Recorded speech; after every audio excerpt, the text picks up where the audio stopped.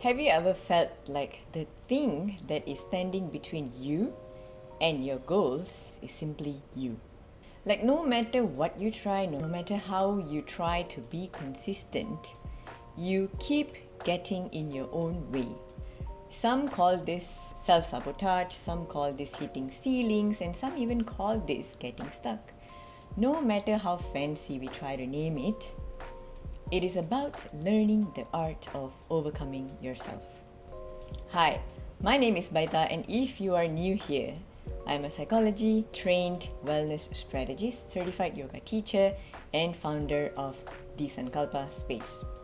Over the years, I have helped women break free from their self-limiting beliefs, rewire their habits, and align their mind and body to actually achieve their personal goals without burning out in way shorter time.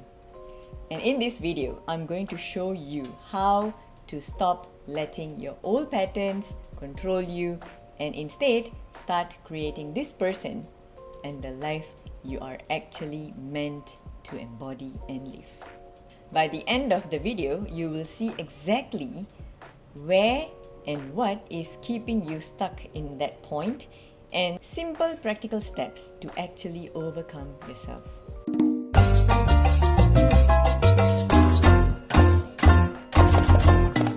So what does overcoming yourself actually mean, right? Let's break this down. In psychology, it is about self-mastery and transcending your self-limiting patterns. Let's understand this one thing about your mind and body, right? Your mind, your body are wired actually to keep you familiar with your surrounding, people, environment, everything that has been there that kept you comfortable, right? This is called the status quo bias in neuroscience. Your brain sees change or changes as risks, as threats, even if staying the same is the very reason that is causing you pain and suffering. Let's think about it. How often do you set a goal, promise yourself that you will start this new habit, new thing, new something that you wanted to start, and then life happens and you get in your own way. You give yourself these excuses and you get in your own way. That is simply how your nervous system is actually wired. That does not mean that you are a failure. It simply means that you don't want to feel disappointed. That is why your nervous system keeps you comfortable in your zone of familiarity. Okay? In yoga, there's a beautiful concept known as Sankalpa. An intentional, a deeper resolve that guides your subconscious towards your higher self. Overcoming yourself starts with Sankalpa. This mini glimpse of choices you take daily, right? Like, who am I becoming? And letting that guide your actions, even when your past self or your old self wants to resist. Here are a few signs that you must be aware of that needs you to step up and overcome yourself. Sign number 1, feel like you're hitting glass ceiling at work, in relationship, in social setting, or even in your personal growth as a human being.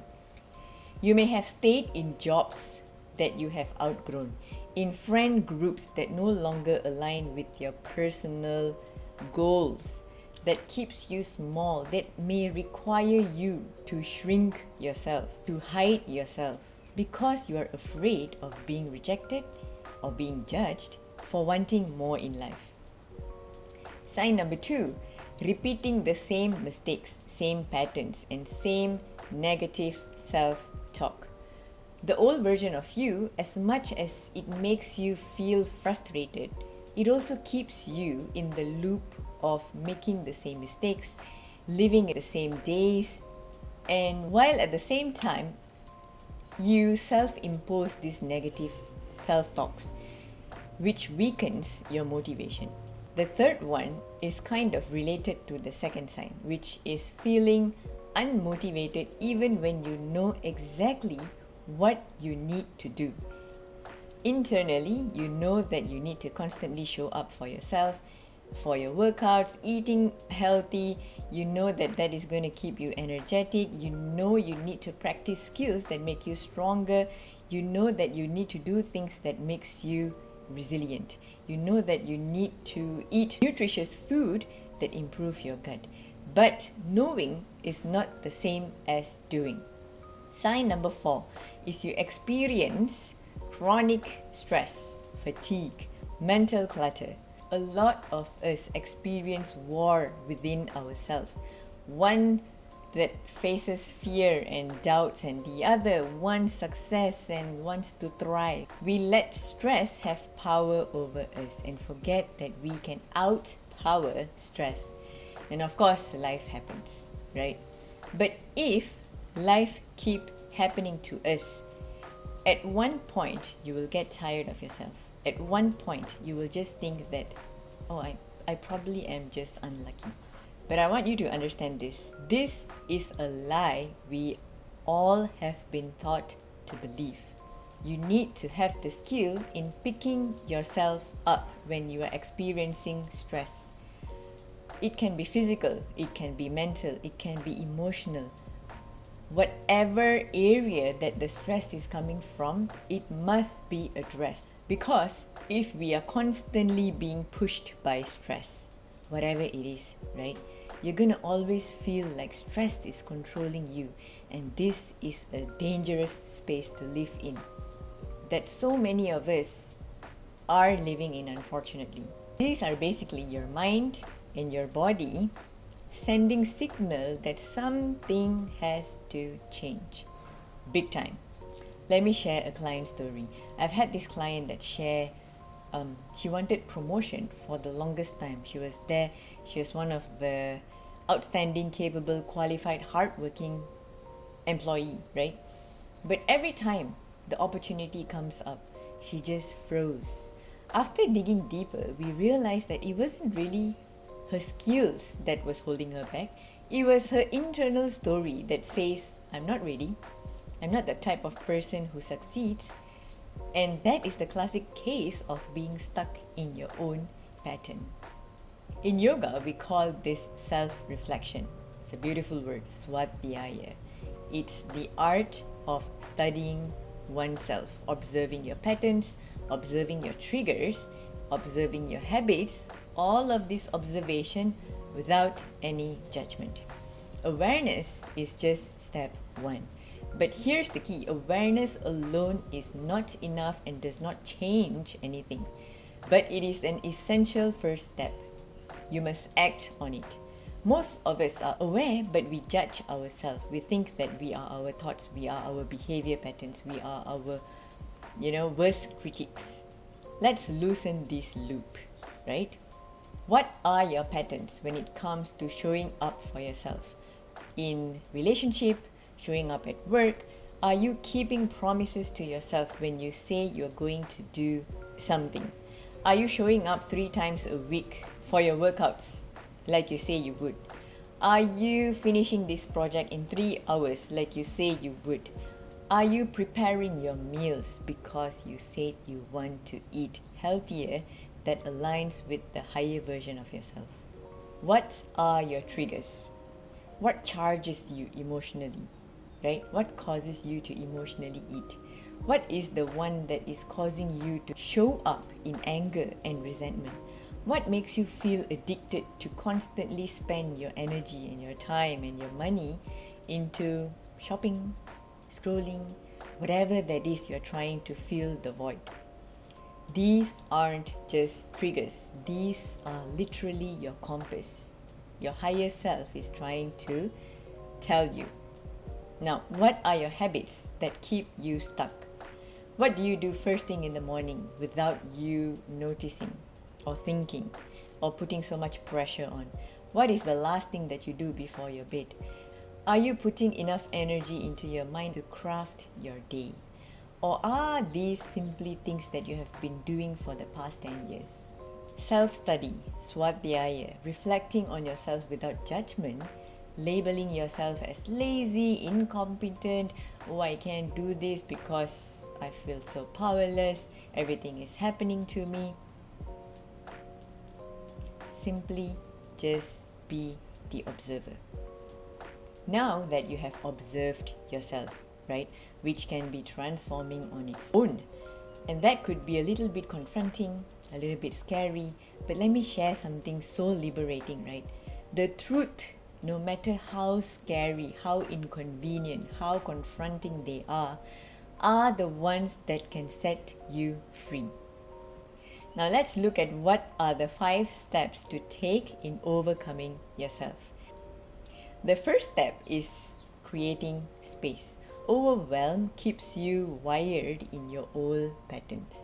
When your mind is wired, will also constantly occupy your nervous system into fight, flight, freeze, fawn response. You need intentional pause. Even a few minutes a day of stillness, conscious breathing can reset your nervous system. Right now, let's just simply take conscious breath. It doesn't even have to be deep. Breathe in for 4, 3, 2, 1. Hold for 4, 3, 2, 1. And exhale gently for 6, 5, 4, 3, 2, 1. Have you noticed how your body just simply softened?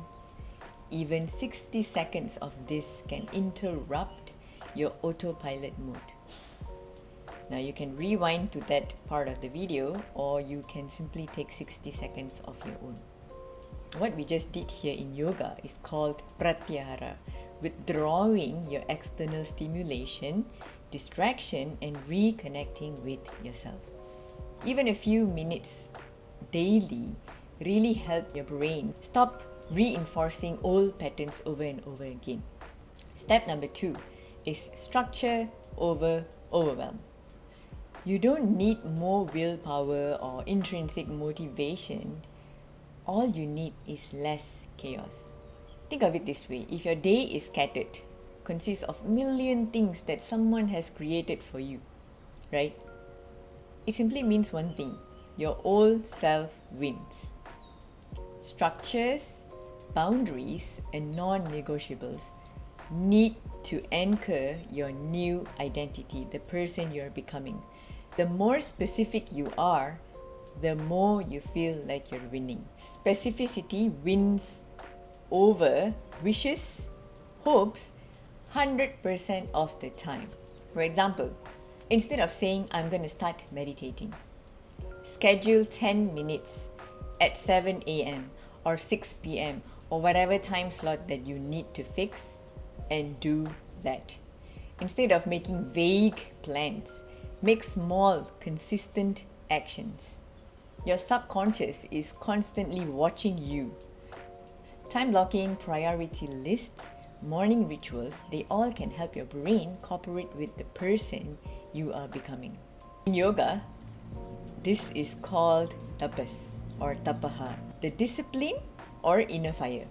It comes from consistent effort, right? Let's think about this. You were not born knowing the language that you speak right now.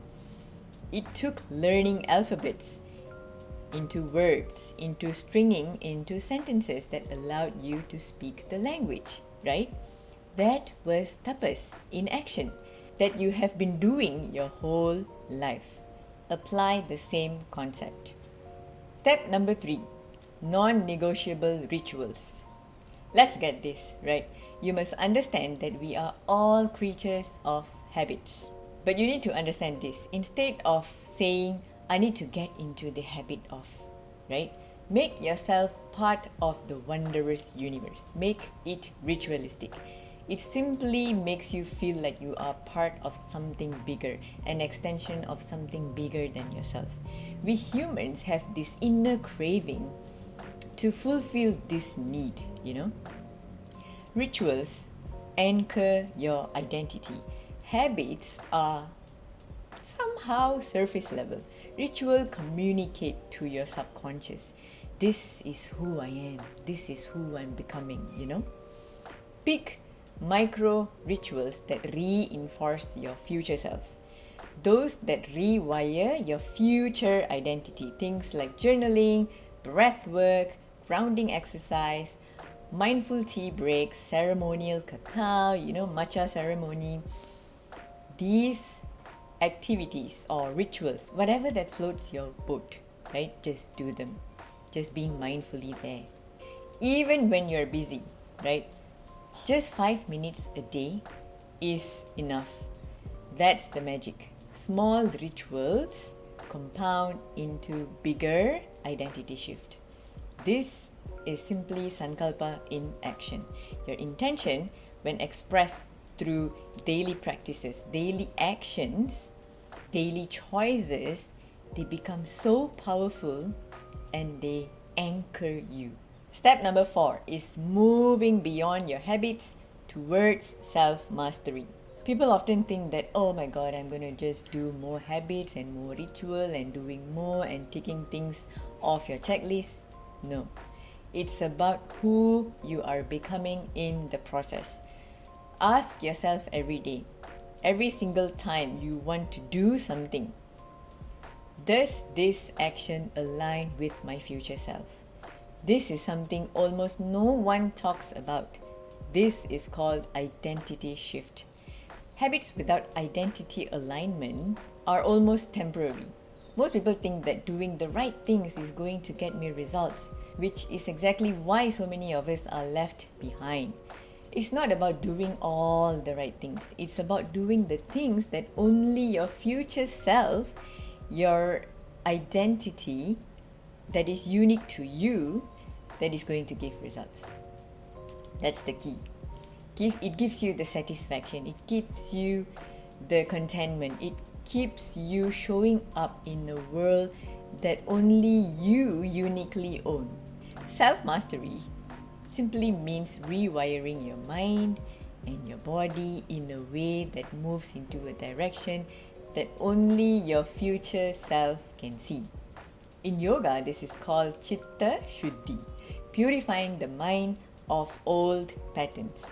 Self-mastery is about cleaning the clutter inside your own mind so that you're actually taking actions that matches your intentions. Because having the best intentions alone does not do anything if actions are misaligned. And step number 5 is seeing yourself as part of the creation. See yourself as a co-creator. The moment you realize life isn't happening to you, but it's happening for you, is everything. You are literally co-creating and shaping it choice to choice, moment to moment, that compounds to results. Every choice ripples outward. Your thoughts, your emotions, your actions are the creators of your reality. Even choosing to respond calmly to a stressful email instead of, reacting impulsively and being the soldier behind the keyboard literally shape the way you identify yourself.